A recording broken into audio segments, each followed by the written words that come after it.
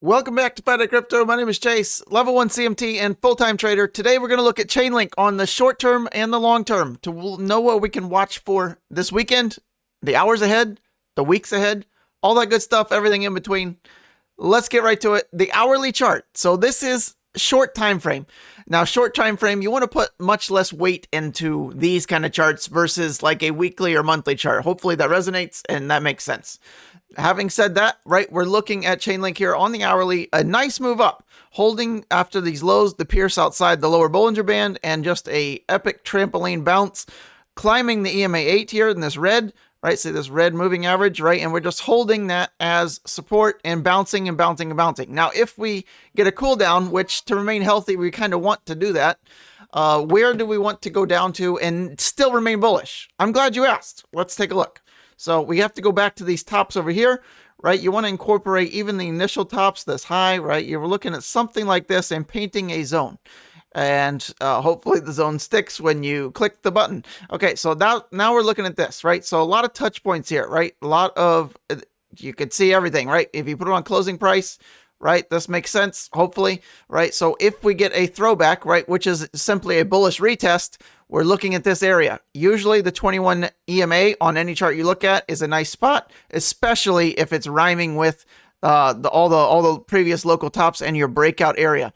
So over the next couple of hours going in through the rest of the day, this is the spot I'd be watching for as long as we're holding somewhere between 1620 to 1630 or higher, right? We're bullish, right? Otherwise, if we start to creep below that, right, we need to zoom out more and see if this zone still holds a wick to anything, no pun intended, and or doesn't matter at all on the higher time frames. Well, let's zoom out here, right? You can see even this previous top set back last Saturday, we still are higher than that even. So that's a good sign, right? We're still putting in higher highs.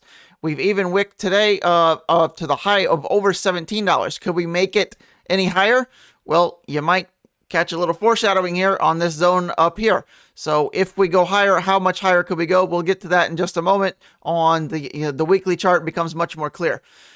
Same thing holds true here, right? Nice little bullish setup here. You make your little high, come back down, consolidate, and then trampoline back to the upside. Again, that's zone still pretty good here. If we come back down here over the rest of today, maybe even going into tomorrow, Sunday, the weekly close, we're going to look at that as well. The EMA 8 is what you want to be watching for. As of right now, on the 4 hour, the EMA 8 is 1616. So also kind of rhyming with that hourly chart as well. To remain bullish, that's where you're looking to hold. If we go back lower, right, the 4 hour, depending on when we do it, that 21 EMA is, catapulting up, right? You want your moving averages all moving up. Are they? Yes. So uptrend is the odds. You're moving up with the moving averages. You don't even need prices on. You could eliminate the prices and look at moving averages and you trade with the trend. If you're trying to short an uptrend, usually it's not going to work out well for you, right? So shorting in a bull market to begin with is dangerous. So usually you want to just be buying the dips, right? And, bear markets, you sell the rips. Bull markets, you buy the dips. Okay. Hopefully that makes sense. All right, zooming out to the daily. Anything else going on here? Well, yeah, we're working on new higher highs for 2023 Chainlink. Yes, as of today, that's what we're doing. Moving averages still moving up. Yes, Bollinger Bands pinched at the same time, right? We're making lower volatility. Usually leads to an explosive move coming. We'd like to see ideally to continue higher to get to this zone. We want this lower Bollinger Band to really kind of start peeling away, like something like that, right? You can see the upper one here, but when you start to kind of, not do that, right, you can kind of just trend sideways. So we are in danger of doing that a little bit. On the higher time frames, it looks like it wants to kind of consolidate, but could we make a run here between now and this weekend? We could, because all moving averages, again, moving up. We're holding the higher time frames, moving averages, this 21 EMA, right? Until you get multiple closes below that, you're very likely going to remain bullish. So that's all you're looking for this weekend. If you're wanting a cool off and you want to buy more Chainlink, you're going to have to wait at least until we get 2 daily closes below that 21 EMA before we get a prolonged cool off. Right. You don't have to make it any more complex than that. right? And then beyond that, you want to look for these lows. You want to kind of ladder down, right? There's the low there. There's a low there. If we start to lose those, then we're usually in a more of a prolonged downtrend. If we lose both of those lows, and then, right, like pretty much every video we've made this week, we're looking at this zone is our next kind of throwback level or our support zone if and when we lose that low of 1335-ish, right? We're probably going, the odds just shift up if you're going down to 1170 to somewhere in 1050 area. And these are big ifs, right? No, not saying we're going to do that.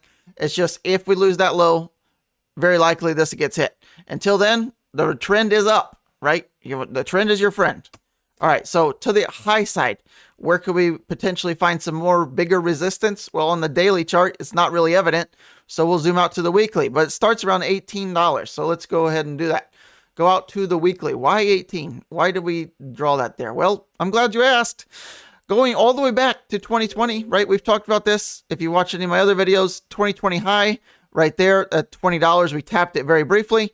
And then we came back down and hit these lows, kind of at the same similar spot. We got a little bit more momentum to the downside, but more specific than that, if you zoom in here, right, what do we notice? This was our kind of our bear market top right here, around $18, and also kind of this initial low. And this is where this zone flipped from support to resistance right there, right? If you break it, come back down, retest it, confirms as resistance, and send it down. So when we get back to it again, very likely still resistance. Not that we can't get through it, but the odds are that holds initially as a resistance. If we break through it, that's the bulls breaking down the damn door, and who knows what's next. What's next? Well, we've talked about that a little bit. Our next level, just like we looked at the ladder down the stairs, what's the ladder up the stairs? It's the next top, right? And it's all the way up here, right? This guy right here, this closed at 2750. So if we close a weekly candle above this candle, right, and that closed at $18, 1808 to be exact. So if we close above 1810 on a weekly time frame, our next target is right there, 2750. Nothing else, right? From a TA perspective, that's it. Okay, hopefully that makes sense. Love to be talking about that next week, right? Fingers crossed on that. Flannel shirts on. But until proven otherwise, this is a resistance zone. Okay, so be prepared for that. If we hit that and cool off, Bitcoin decides to chill, where do we look for on the weekly chart? It's the same thing applies. The weekly EMA 8, the 14, the 21. The 21 is kind of our end-all be-all of bullishness. So as of right now, it's 11, but as you can see, it's climbing. Week over week, it's climbing. So to imagine a scenario where we come up here and just trend and then come back and kind of throw back and then kind of build up, and all of a sudden it's springtime and springtime for Chainlink, right? If you catch my drift, spring and spring, right? Spring has sprung. All right, we'll end the terrible humor there. Let's get to our car and quote of the day. Let's do our quote. I've never dropped anyone I believed in. How profound, by Marilyn Monroe. Got it. All right, car of the day. This one's better than the quote. I don't make the quotes up. All right. Any guesses? Hopefully you got it. You see the goddamn sign in the background, you idiot. Corvette.